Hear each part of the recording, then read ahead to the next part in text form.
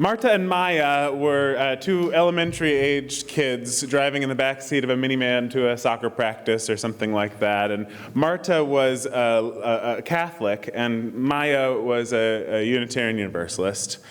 And I don't know how the topic of the Eucharist and eating Jesus in transubstantiation and so on came up, but it did. And at one point in the conversation, Maya turned to Marta, Maya, the Unitarian Universalist. She turned to Marta and she said, "It's okay, Marta. We eat Jesus too."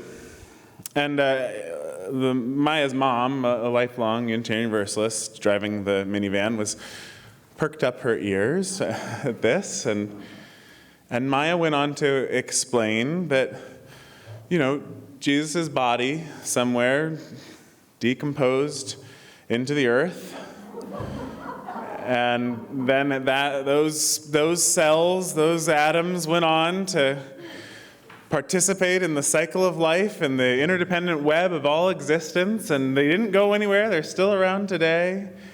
And so, Marta, it's okay, we eat Jesus too. And I was thinking about that story this week and thinking, so maybe there's even just a little bit of Jesus in Peeps. I haven't eaten a Peep in a while, but I remember them. I loved them. Oh, they were so exciting to wake up to that bright yellow glow in the Easter basket next to my bed. I could eat a whole package of them. I'd eat 6 of them all at once. I tried one a few years ago, and it was disgusting.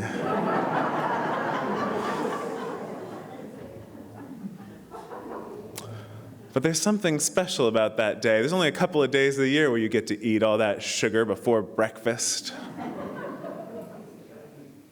I think Easter is a sugar rush. That's my message for you today.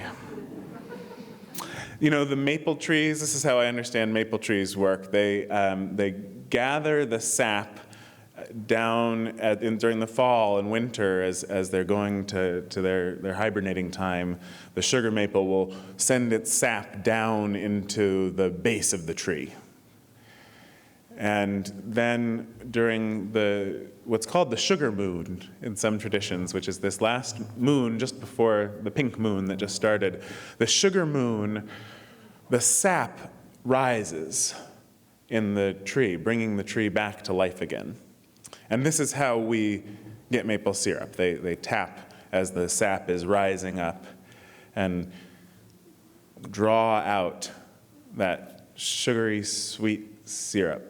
It takes about 60 gallons of the sap to make 1 gallon of our maple syrup. And this happens, of course, just over and over in all sorts of different ways in our world, right? This process of dying and coming back to life. I often think this time of year about the caterpillars. It's just about time for the swallowtails now. They turn into chrysalises, right? And when they are in their chrysalis, I think the image I had growing up, and many of us have, is that it's like the caterpillar just sort of sprouts wings. Right? The body gets a little smaller and then wings come on out. But that's not how it works at all. They dissolve entirely in the chrysalis. They turn into a pupa soup. And in that pupa soup, all that was before is no longer. They're emptied out, dissolved, dead, and then reemerge, regrow in this new form.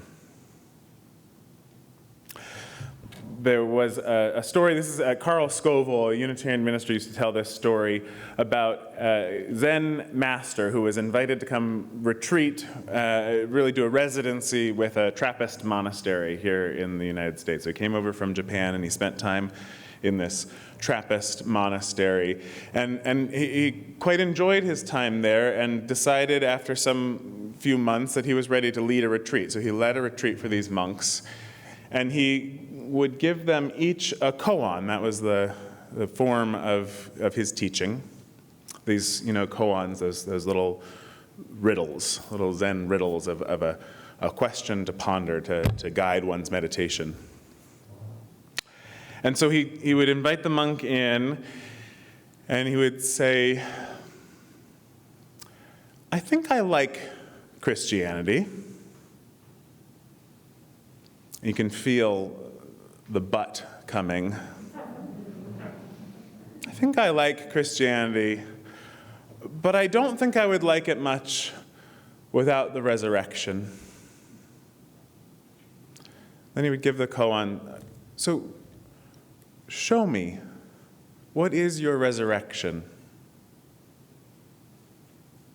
Show me your resurrection.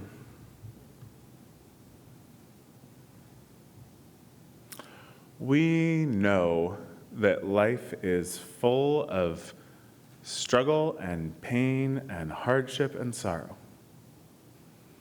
We know that we get sick and sometimes never get well, that our joints give out and our nerves get damaged, our hearts get broken, our spirits get trodden down,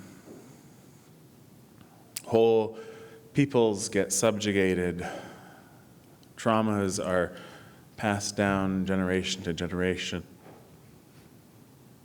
We get alienated, addicted, estranged, anxious. The tomb can get so dark and the rock so heavy.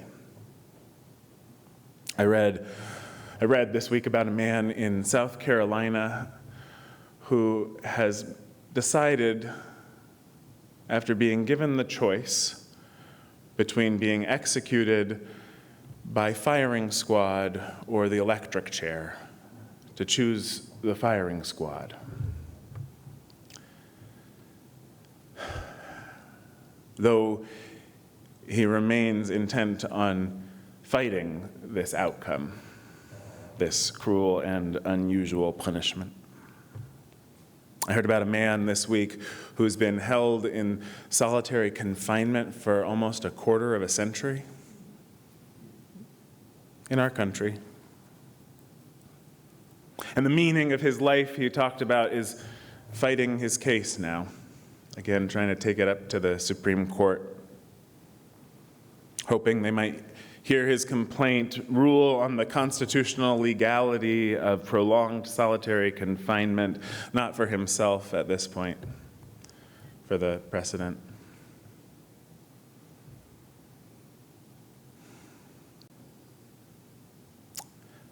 And it makes me want to weep. And I think there are so many reasons to just crumple up and weep.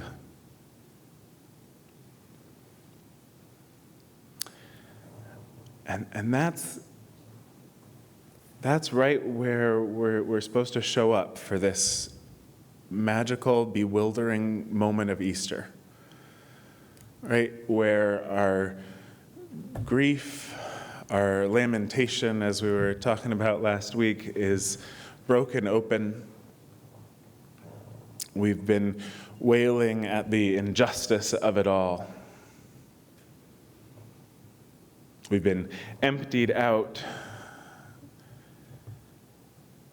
and we find ourselves staring into a bewilderingly empty tomb.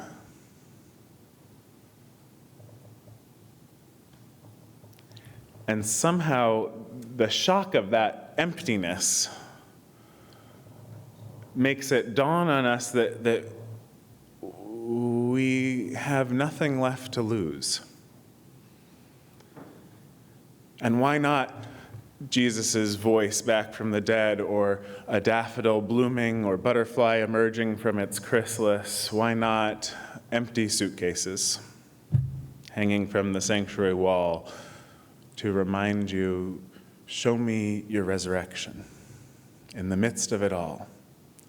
Show me your resurrection. What resurrection is waiting in your life? What has been buried away maybe for decades, maybe since you were a small child packed in the suitcase in the back corner of the closet, some part of you that we've left for dead, that was crucified on some playground long ago, some love or hobby, something about your body or your sexuality, something about your hopes or your dreams. What has been buried and remains waiting for you to resurrect?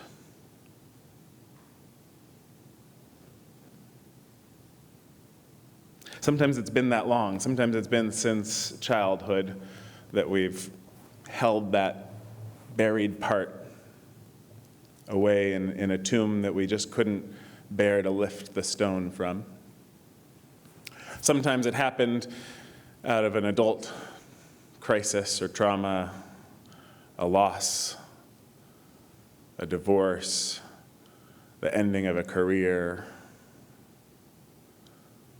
What is it for you that is waiting, that is ready to be resurrected? Because whatever it is, this gay, great, illimitably happening earth, it's inviting you over and over again to roll away the stone and find out they didn't get it after all. They didn't get you. They didn't get that part of you. They couldn't crucify it. They couldn't take it away. No matter how big the Pharaoh seemed, no matter how ruthless King Herod or Pontius Pilate, no matter how awful the powers in your life that have suppressed and held down, there's no time to wait. Don't leaven your bread.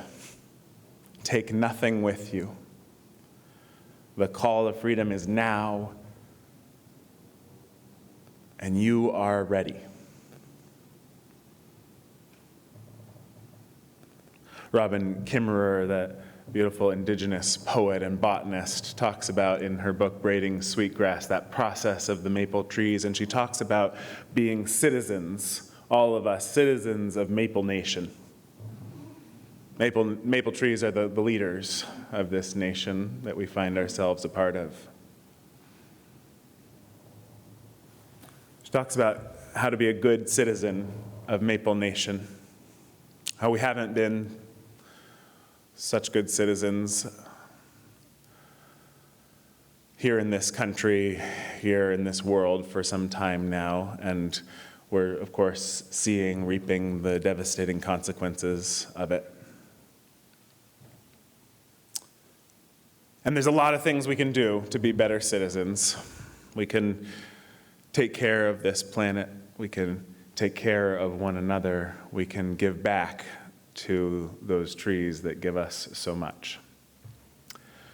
But on this Easter morning, I would tell you also a part of your responsibility as a citizen of Maple Nation is to have that sugar rush. Eat your peeps.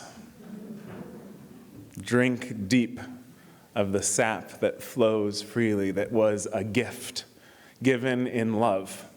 Its origin mysterious and unknown, but here and now, given over and over to us. Eat Jesus and tend your little patch of earth. And when it's time to feel the rush of sap rising in you, let the sweetness take you over. Pass the peeps. Happy Easter. I love you.